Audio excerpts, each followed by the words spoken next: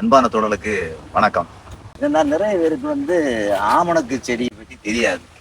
ஒரு சிலவங்களுக்கு ஆமணக்கு செடி தெரியும், கேள்விப்பட்டிருப்பாங்க, ஆனால் அதை பார்த்துருக்க மாட்டாங்க. சரி, நம்மளோட நண்பர்களுக்கு இந்த ஆமணக்கு செடி ஒன்று காட்சி கொடுக்கலான்ட்டு தான் அந்த பக்கம் வந்திருக்கும் பாருங்க. இதுதான் ஆமணக்கு செடியோட ஃபுல் வியூ உங்களுக்கு காட்டுறேன் பாருங்க. இதெல்லாம் அந்த ஆமணக்கு செடியில் வரக்கூடிய அந்த விதை பாருங்க. இதில் தான் என்ன செய்வாங்கன்னா எண்ணெய் தயாரிப்பாங்க. ஆமணக்கெண்ணெய், விளக்கெண்ணெய் தான் சொல்லுவாங்க.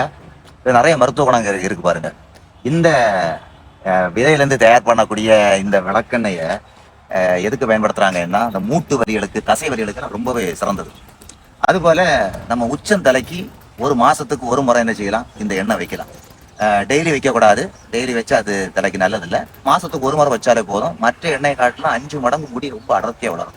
அந்த அளவுக்கான எஃபெக்ட் இந்த ஆமணக்கு செடியில் உள்ள விதையிலிருந்து எடுக்கக்கூடிய எண்ணெய்க்கு இருக்குது. நன்றி.